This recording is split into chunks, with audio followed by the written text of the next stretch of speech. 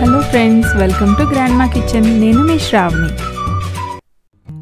ఇప్పుడు మనం చూడబోయే ఐటెం టమాటో కెచప్. దానికి కావలసిన పదార్థాలు: టమాటోలు 1 KG, beetroot 1, white cooking vinegar 1/2 cup, పంచదార 1/3 కప్, ఎండుమిర్చి 3, వెల్లుల్లి రబ్బలు 2, ఉల్లిపాయ 1/2 ముక్క, కార్న్ఫ్లోర్ 1 టీ స్పూన్, అల్లం 1 టీ స్పూన్, లవంగాలు 2, దాల్చిన చెక్క 1/2 ఇంచు ముక్క, ఉప్పు రుచికి తగినంత. ముందుగా ఒక గిన్నెని తీసుకుని అందులో మనం కట్ చేసుకున్న టొమాటో ముక్కల్ని వేసుకోవాలి. నేను ఒక టొమాటోని 8 ముక్కల్లా కట్ చేసుకున్నాను. ఈ సైజు ముక్కలైతే సరిపోతాయి.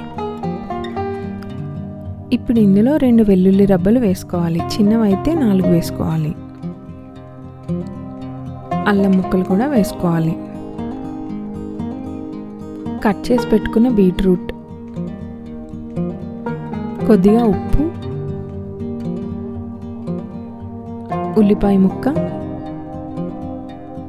ఎండుమిర్చి, లవంగాలు, దాల్చిన చెక్క, 1/4 కప్పు నీళ్ళను వేసుకుని వీటిని మనం కుక్కర్లో పెట్టి ఒక 5 విజిల్స్ వచ్చే వరకు ఉడికించుకోవాలి.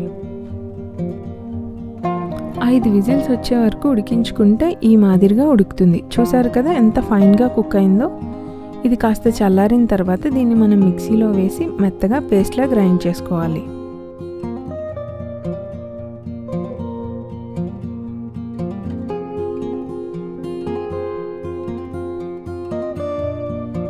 చూసారు కదా, ఇది ఆల్రెడీ ముందుగా కుక్ అయి ఉండడం వల్ల చాలా ఫైన్గా గ్రైండ్ అయింది.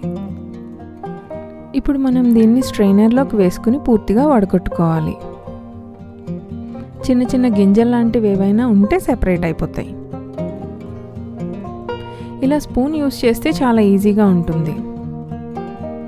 చూసారు కదా, ఇదంతా మనకి సెపరేట్ అయిపోయింది.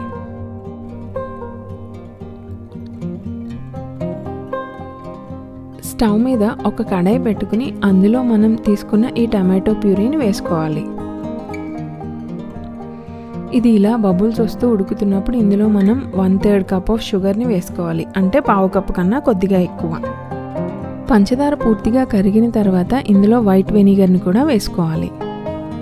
పంచదార, వైట్ వెనిగర్ యాడ్ చేయడం వలన ఈ ప్యూరే కొంచెం పలచబడుతుంది. అందుకని మనం కార్న్ఫ్లోర్లో కొద్దిగా వాటర్ని తీసుకుని దాన్ని ఉండలు లేకుండా కలుపుకుని ఇందులో యాడ్ చేసుకోవాలి.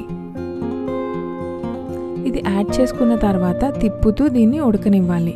అలా తిప్పడం వలన ఇది కింద గిన్నెకి అంటుకోకుండా ఉంటుంది. ఈ పాయింట్లో మనం ఒకసారి టేస్ట్ చూసుకుని షుగర్ సరిపోలేదనిపిస్తే మరి కొంచెం కూడా యాడ్ చేసుకోవచ్చు. ఇప్పుడు ఒక ప్లేట్ తీసుకుని అందు మీద కొద్దిగా కెచప్ వేసుకోవాలి. అది మరీ ఎక్కువ ఫ్లోయింగ్ కన్సిస్టెన్సీలో లేకపోతే ఇది పర్ఫెక్ట్గా కుక్ అయినట్టు. ఇప్పుడు మనం స్టవ్ ఆఫ్ చేసుకుని దీన్ని సర్వింగ్ బౌల్లోకి తీసుకోవచ్చు. ఇందులో మనం ఎలాంటి ప్రిజర్వేటివ్స్ యూజ్ చేయలేదు.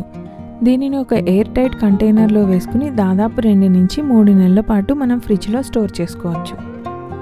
కేవలం పిల్లలు మాత్రమే తినేలా అయితే మీరు కొంచెం ఎండుమిర్చిని కూడా తగ్గించుకోవచ్చు. ఎంతో టేస్టీగా ఉండే home made tomato ketchup ready. Please like, share and subscribe to Grandma Kitchen. For more updates, click bell icon.